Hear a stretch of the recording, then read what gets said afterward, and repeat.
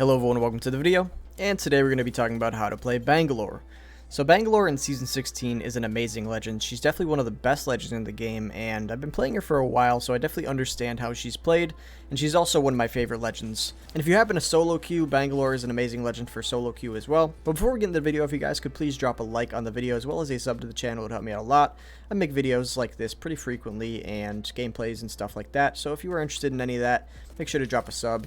But with that out of the way, let's get right into the video. So the first thing we always talk about is the legend's actual abilities. So for Bangalore, she has her passive, which is double time. It's one of the better passives in the game. There's not a whole lot that you can say about double time. It's an amazing passive, but for the most part, it's just you move faster when you get shot at. This is great in gunfights, or if you're trying to run away from people. It's very useful. Like I said, one of the better passives in the game. And now we're going to move on to her tactical, which is her smokes. And in my opinion, I think the smokes are what makes Bangalore so amazing. She is pretty much the controller counter. She's amazing right now. And her smokes have so much utility. There's so many different uses for them. And I literally cannot talk about every single use because it's a Battle Royale game and I'd be here for 2 hours making this video if I were to talk about every single situation where you could use a smoke in, because there's literally a million.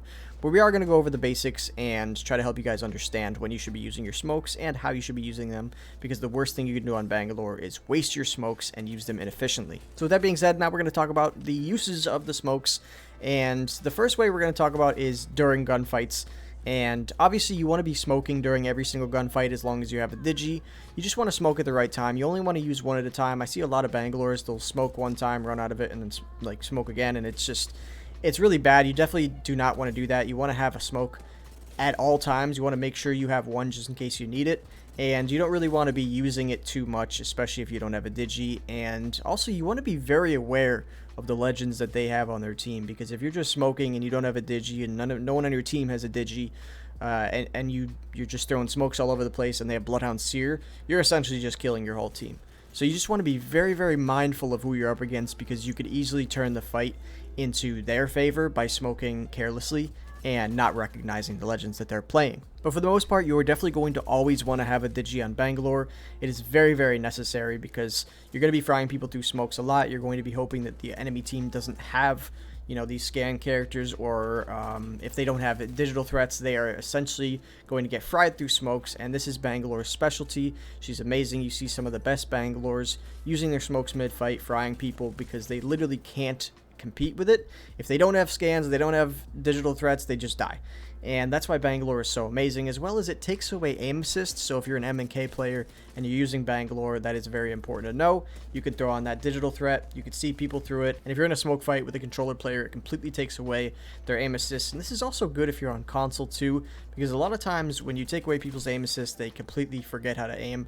A lot of people are very reliant on that heavy aim assist. So if you get good without using the aim assist and you get good at fighting in smokes, you're going to have an advantage 10 out of 10 times, and it is very useful if you are decent at aiming without aim assist. Now I'm going to talk about a little tip that people use a lot, and that is sitting at the edge of your smokes for aim assist. A lot of times this is very buggy, and they said they patched it, but I believe it still works.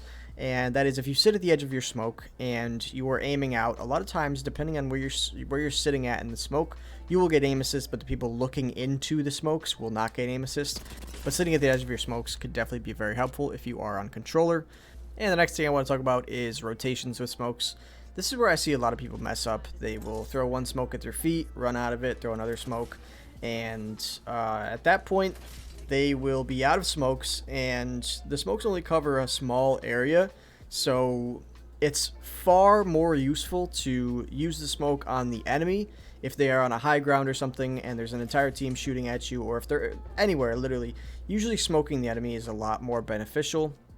Obviously, it varies from situation to situation, but if they're on high ground and you know they're probably not going to leave, if you're smoking the ground, they are just going to be able to fry you whenever you get out of the smoke. However, you could literally save one smoke and shoot one at them, and that way they won't be able to see. You could rotate for free, and it is way, way more efficient and just overall better to do this. So this is something I don't see a lot of people doing. It is obviously used a lot in the higher level lobbies, and most people already know this, but if you are a lower level player and you're just not familiar with how Bang is played, this is one of the most important things you could do for rotation, and it's very, very important to understand this little tip. Bangalore smokes are also amazing for rezzing. I don't exactly have to tell you this. If you smoke a res, and you could even combo it with your ult. So you throw your ult a little bit in front of you so it doesn't hit you, then you just shoot a smoke at the ground.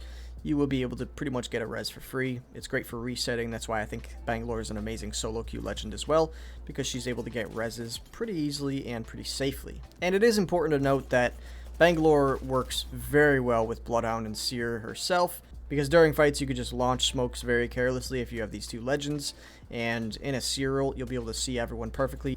But I think that covers everything about the smokes. So now we're going to talk about Bangalore's ults. And this is a really good ult for zoning. If you guys aren't familiar with what zoning is, essentially it is stopping an enemy from going into a certain position. It's also good, like I said before, for reses.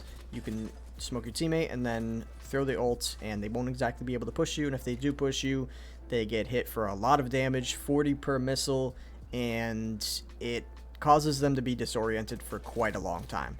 So they're stunned for a while. You pretty much get a free clip on somebody. I mean, you're going to do a lot of damage. You never really want to push through a bang ult, and most players know that. So if they do, they're pretty much dead.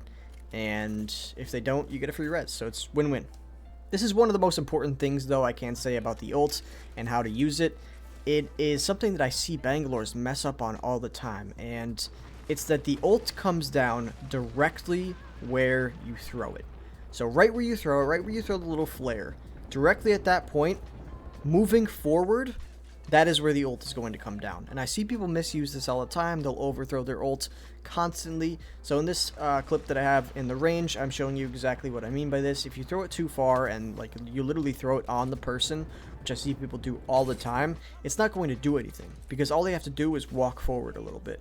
Instead, you want to throw it far enough in front of them so they have to run forward a considerable distance and risk getting shot at, or they have to back up an even more considerable distance, and in that case they might get caught in the ult. So you just want to make sure that you understand how it works, where to throw it, and it makes it a lot easier to do this when you understand exactly how the ult works and where it comes down.